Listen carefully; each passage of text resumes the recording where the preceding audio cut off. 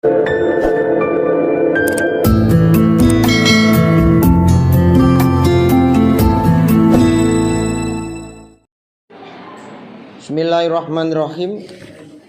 Makalah yang berikutnya pembahasan tentang jual beli kuota haji, ya.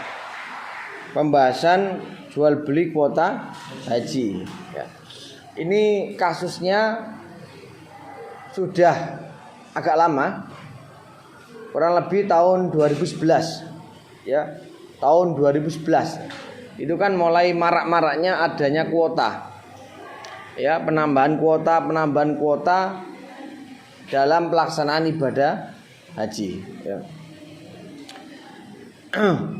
Awalnya itu tidak lama, awalnya 1 tahun, masa tunggunya 1 tahun. Kemudian karena banyaknya tambahan kuota haji, bahkan ada yang 10.000 juga dari sana, akhirnya ditambah sehingga masa tunggunya lebih lama lagi, 5 tahun. Setelah 5 tahun, 7 tahun, 10 tahun, sampai di waktu atau di titik ini masa tunggu di Jawa Timur 34 tahun, ya, di Jawa Timur. Saya pernah baca di Batam itu kurang lebih 95 tahun nggak salah, ya. Ada pula yang sampai 100 tahun. Nah itu kan ya apa-apaan itu. Itu kan yang salah siapa? Sembuh menit. Nang ngene hisabe pangeran ku sapa sing salah? Padahal kalau kita melihat sejarah dulu sebelum adanya masa tunggu seperti ini atau namanya kuota haji, di zaman Pak Soeharto, kalau orang mau haji itu sebelumnya sudah ditentukan kuota. Dalam tahun ini kuota haji 20.000 misalnya se-Indonesia. Maka jika sudah 20.000 terpenuhi, maka ditutup. Selesai, tidak boleh ada yang daftar. Ya, tidak boleh ada yang daftar. Ya. Orang tua saya 2 kali haji itu alhamdulillah nggak menangi. Ya. Masa-masa tunggu seperti ini tidak pernah mengalami beliau. Pertama itu tahun 97, kurang lebih haji masih berkisar 7-8 juta. Tahun 2021, tahun 2001 zamannya Gus Dur itu sekitar 21 juta sudah. Awalnya 12 juta.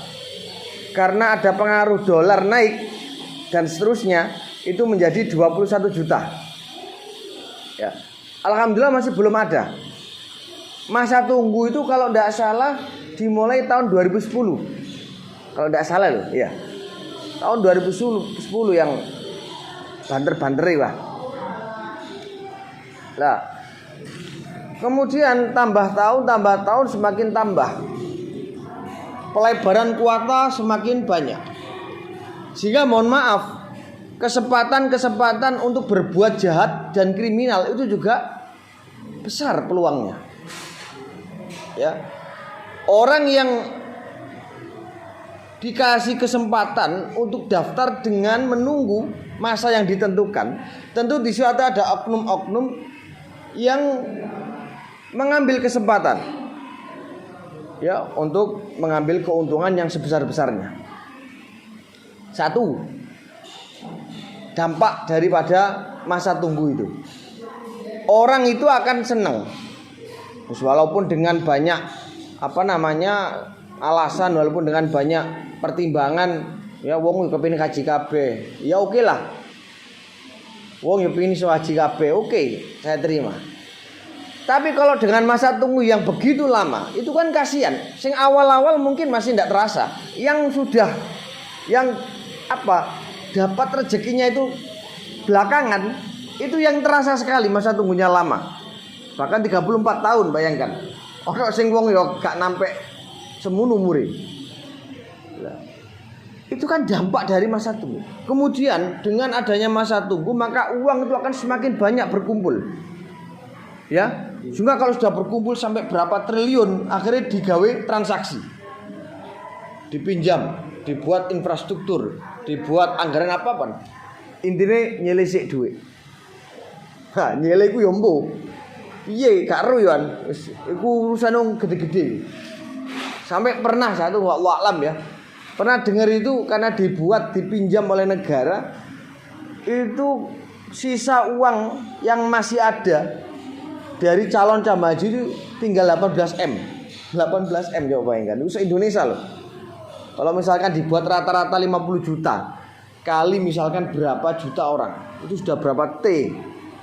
Tapi tinggal 18 M. Ini terlalu banyak dipinjam. Ini dampak negatifnya. Ya sebenarnya bukan dampak negatif kalau menurut mereka. Itu adalah sebuah keuntungan yang bersama. Kita pinjam ada bunganya bisa menselisih itu. Mohon maaf kalau memang terrealisasi, oke lah. Tapi nggak terrealisasi, dintit, disunat, dijupuk, ya kan juga ngerti. Ini banyak kesempatan-kesempatan atau peluang-peluang untuk berbuat jahat itu banyak sekali. Ini diantaranya. Karena terlalu lama masa tunggu sehingga uang ini semakin banyak berkumpul. Apalagi kena dampak corona. Ya, kena dampak apa? Pandemi. Itu kan sudah berapa itu yang numpuk uang itu? Karena tidak ada musim haji. Kan kasihan mereka. Nah itu. Yang kedua, ketika ada masa tunggu seperti itu, ya, ini akhirnya ada beberapa oknum yang meminta jatah, ya, meminta jatah. Misalnya, oh ini tamak beras, kayak ini akeh, diwe jatah. Oh setiap tahun dia dapat jatah kuota 10 orang. Akhirnya kan wis gak ngurus. Wis gak perlu adanya masa tunggu. Pokoknya tamak beras ditajah 10 orang tiap tahun. Itu kan juga nakal. Dan orang itu nggak banyak tahu. Karena apa? Ya karena di situ ada sistem makelar juga. Ya, kamu mau ini harus bayar sekian. Atau memang ada prioritas. Nah, yang menjadi pertanyaan ini adalah bagaimana hukum jual beli kuota haji, ya. Dan yang kedua bagaimana hukum memprioritaskan orang yang tanpa ada masa tunggu. Ada kan? Jadi kasusnya dua. Yang pertama bagaimana membeli kuota haji, tentunya saya yakin dari jalur-jalur yang ilegal. Kalau dari aturan pemerintah yang resmi, insya Allah nggak ada. Saya pernah tanya langsung ke Kemenak ketika saya daftar, Pak, mohon maaf ya, ini logika saya loh ya. Kalau misalnya ada banyak orang yang mengalami udzur, baik udzur secara fisik atau meninggal, otomatis kuota haji itu akan terkurangi dari tahun yang akan dikeberangkatkan. Misalnya tahun ini diberangkatkan 10.000, yang meninggal 1.000, berarti tinggal 9.000 kan. Otomatis 1.000 dari sekian banyak orang seluruh Indonesia itu untuk aturan yang benar harus diberikan kepada orang yang mengalami masa tunggu. Artinya sing antri harus maju kan begitu kan? Oh jeneng antri lho sampean nang ngene ATM antri opo ono sing kene iki langsung maju rene. Itu sene nih kon, sene nih kan. Ya kan? Harus maju yang antri ini kan aturan yang benar seperti itu. Tapi dengan adanya oknum-oknum yang tidak bertanggung jawab, akhirnya mereka apa? Melelang, memperjualbelikan kuota haji itu tentunya dengan harga yang sangat fantastis. Ya sing asale 34 jadi 50 juta. Kan lumayan 14 juta. Ping. Coba bayangkan. Itu kan kalau menurut saya kan kriminal banget. Ya, kriminal banget. Nah, itu seperti itu. Sehingga bagaimana hukum memperjualbelikan kuota haji itu? Sebelum kita membahas tentang jual beli itu, ya toh, sebelum kita membahas jual beli itu, kita harus tahu dan paham bagaimana hukum nyerobot itu. Hukum mendahului orang yang dahulu. Hukum mendahului orang yang antri. Itu bagaimana hukumnya? Baru kemudian kita menghukumi jual belinya. Ya. Nah kira-kira kalau menurut sampean boleh enggak? Enggak boleh kan? Lah sesuatu yang dilarang yang tidak boleh itu kalau dijual belikan boleh enggak? Enggak boleh. Tidak boleh. Ya.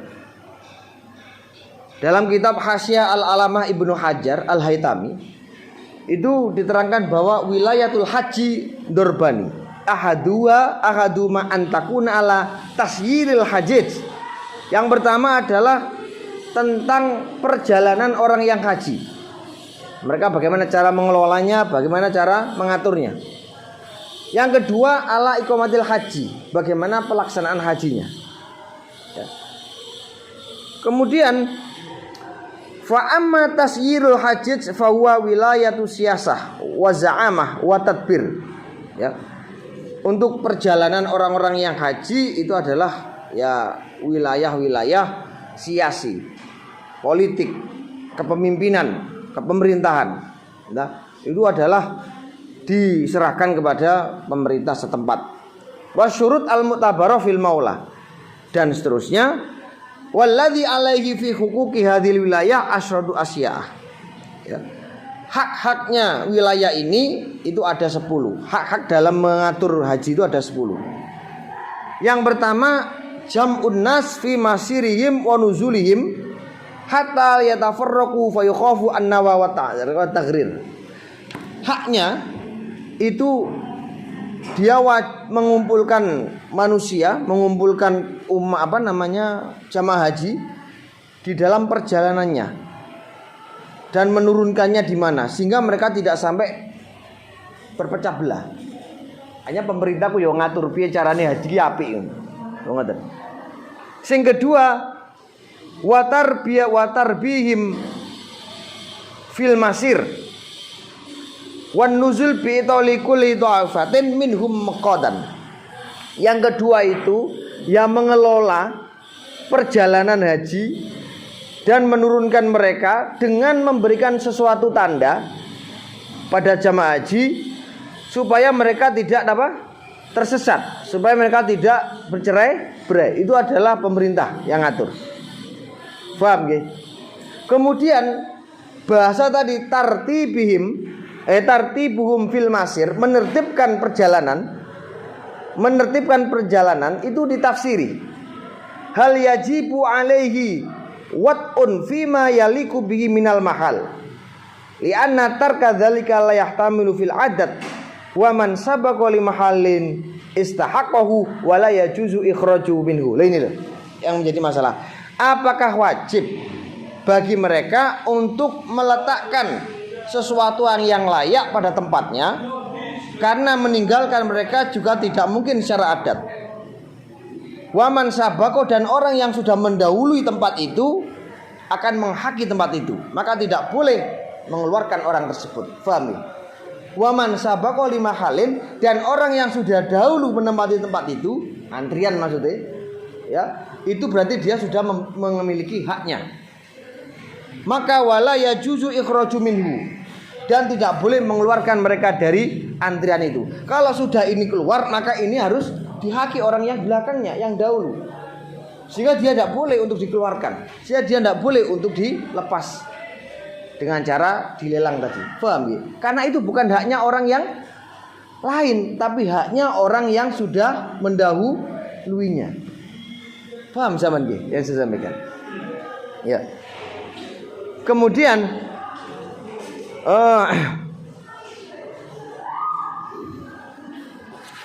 di dalam kitab Fathul Mu'in itu juga disampaikan, lau izdahama mad'unun kutima al asbaq fal asbaq kamuftin memudarris fayqaddamani ujuban bisabkin. Ini dianalogikan seperti orang yang mengundang. Misalkan sampean diundang oleh dua orang, satu teman sampean, satu tetangga sampean, maka kewajiban Anda adalah kuddima al asbaq, maka dahulukan orang yang dahulukan orang yang lebih dulu mengundang Anda. Fal asbaq, baru kemudian yang berikutnya. Itu fayuqaddamani ujuban, itu wajib untuk didahulukan. Paham ya? Maka sekali lagi, kalau ada transaksi jual beli kuota haji, ya, jual beli kuota haji itu jelas dilarang karena tidak mematuhi aturan pemerintah, ya. Itu tidak boleh. Yang berhak menerima tambahan kuota haji tersebut adalah calon jamaah haji, bukan orang lain. Paham nggih? Yang berhak menerima tambahan kuota haji atau ketika ada uzur kemudian ada kuota yang nganggur, maka itu adalah bukan haknya orang lain dengan cara dimaklari, tapi itu adalah haknya calon jemaah haji yang sudah mendaftar dari dulu, yang telah disetujui oleh pemerintah dengan ketentuan yang sudah ada. Peserta daftar tunggu, apa ketentuannya? Peserta daftar tunggu berikutnya adalah dengan prinsip al-asbaq fal asbaq. Tahu al-asbaq fal asbaq. Kalau sudah haji maka ini baru gilirannya. Atau kalau dia meninggal ini baru mendudukinya. Kalau misalkan ada tambahan haji maka dia yang berhak untuk memasuki kuota haji. Jadi aturan pemerintah yang sudah baku, aturan pemerintah pusat itu ada dua. Peserta masa tunggu itu adalah menggunakan prinsip fal asbaq al asbaq fal asbaq, yaitu antri yang tertib sesuai dengan urutannya. Terus yang kedua, orang yang mendapatkan prioritas dari pemerintah, misalnya Menteri Agama, ada urusan apa, atau memang kalau dia tidak haji atau tidak sekarang kan misalkan ada kebutuhan, ada hubungan di sana itu sambil haji tidak apa-apa. Jadi sekiranya ada prioritas, misalkan orang ini didahulukan, tetapi ada kemaslahatan yang jelas maka diperbolehkan. Contoh begini, Mas, orang ini masa tunggunya sudah lama, tetapi umurnya sudah 90, umurnya sudah 85, maka dia berat diprioritaskan, berat diajukan. Karena apa? Karena ini ada masalahnya. Kalau semakin tua nanti dia bisa saja tidak jadi haji karena fisiknya yang tidak memadai. Itu namanya prioritas, ada ketentuannya, Mas. Jadi misalkan prinsip pertama al-asbaq fal asbaq, oke. Tapi kalau misalkan nanti ada prioritas dari pemerintah yang seharusnya dia masa tunggunya masih lama, tetapi dia diajukan 1 tahun, diajukan 2 tahun, 2 tahun lagi haji, padahal sebenarnya dia masih 30 tahun lagi haji. Tapi karena dilihat umurnya sudah banyak, sudah tua, fisiknya sudah memprihatinkan, maka bisa diajukan langsung haji. Itu boleh karena ada kemaslahatan. Paham gak sih? Ya.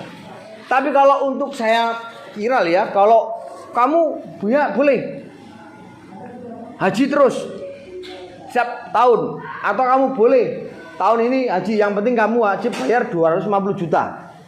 Kamu boleh bayar 200 juta. Ini kan akhirnya apa? Akhirnya kayak mendekati sistem kapitalis. Yang menang, yang berkuasa, dialah yang bisa berkuasa. Kan begitu. Siapa yang punya uang banyak berarti dia punya kesempatan untuk gaji berkali-kali. Kalau tidak ada kemaslahatan untuk negara, tidak ada kemaslahatan untuk orang banyak, itu tidak boleh. Tidak boleh gitu. Ya. Misalnya kalau sudah ditentukan, bolehlah. Misalkan ini kuotanya haji plus, misalkan kuotanya haji plus itu sekian, ini kuotanya haji biasa sekian, itu tidak masalah. Yang penting sesuai urutan. Haji plus kan juga ada masa tunggu kan, walaupun sebentar. Tapi kalau awalnya dimutlakan, kemudian di tengah-tengah perjalanan ada lelangan, Pak, ini mohon Pak, kalau pengen haji cepat bisa bayar 75 juta, ya, maka nanti masa tunggunya cuma 5 tahun. Kalau memang ketentuan dari awal pemerintah seperti itu, silakan. Tapi dia tetap sesuai dengan urutan. Yang tidak boleh itu ujuk-ujuk ono aturan kowe bayar 200 kok budal langsung. Itu. Karena apa? Karena prinsip al-asbaq wal asbaq itu enggak terpenuhi. Senajan kowe dhuwitmu akeh, tapi rek kowe niki urusane nyerobot niku sing mboten angsal. Ya. Maka hukum daripada jual beli kuota haji itu adalah tidak diperbolehkan, ya. Tidak diperbolehkan. Ya. Yang jelas ditujukan kepada orang-orang yang ilegal kan ya. Yang tidak ya, yang tidak tidak sesuai dengan urutan, ya. Nah itu.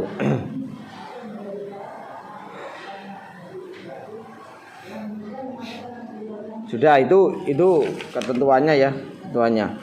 Berdasarkan keterangan dari beberapa narasumber dan berita yang valid bahwa pungutan tambahan merupakan praktek yang ilegal. Jelas itu ilegal. Saya kemarin pernah mengikuti acara Sapa Haji Masa Tunggu. Ya, saya banyak pertanyaan itu. Tak tanya terus. Ya ada yang enak jawabannya, ada yang tidak enak itu. Ya karena saya tanya, apa alasan? Kuota itu tidak ada batasan. Maksudnya pembelian kuota itu kok tidak dibatasi. Itu kan. Ternyata sekarang itu ada aturan baru. Memang untuk daftar haji tidak dibatasi, tetapi ya dalam masa atau umur itu dibatasi. Untuk daftar haji itu tidak dibatasi, tapi kalau melihat pada pada orang yang berangkat haji itu dibatasi. Kalau masih di bawah 12 tahun tidak boleh daftar. Yang pertama. Yang kedua, mau dihapus sistem pendamping. Tahu sistem pendamping? Iku sing gareng ngruwet-ngruwet itu. Orang yang nggak punya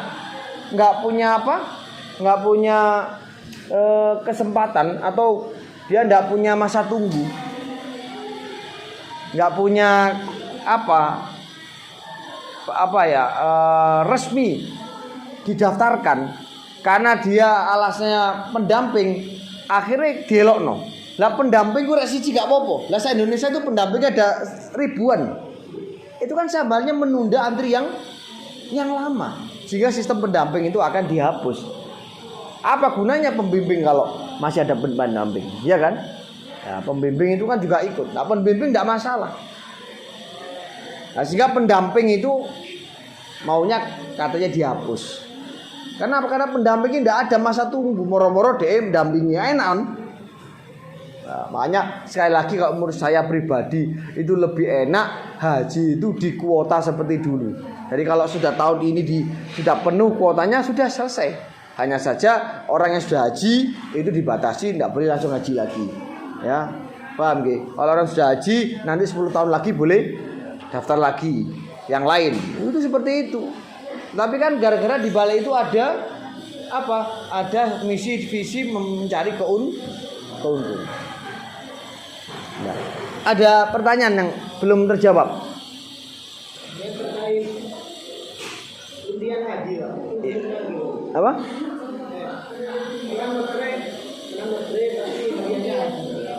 Menang lotre. Lotre ku piye? Selama undian itu tidak dipungut biaya, silakan, tidak masalah. Misalkan begini, Anda mengikuti jalan sehat. Selama di jalan sehat itu tidak dipungut biaya, maka hukumnya diperbolehkan. Misalnya, setiap orang itu wajib membayar 5.000 satu kupon. Ingat, satu kupon itu dengan bayar 5.000 itu termasuk mutakawam apa enggak? Satu kupon ini loh. Mutakawam enggak? Berharga enggak satu ini 5.000? Kan enggak imbang kan? Itu enggak boleh dan itu akan mengkerucut pada sistem perjudian. Kalau hanya ya dia, siapapun yang haji nanti mendapatkan stiker. Siapa yang beruntung akan mendapatkan haji plus. Itu enggak apa-apa karena dia enggak dipungut biaya. Kalau yang dipungut biaya itu yang jadi masalah. Mana zaman jalan sehat, ojo geman gelem bayar. Itu perjudian. Terus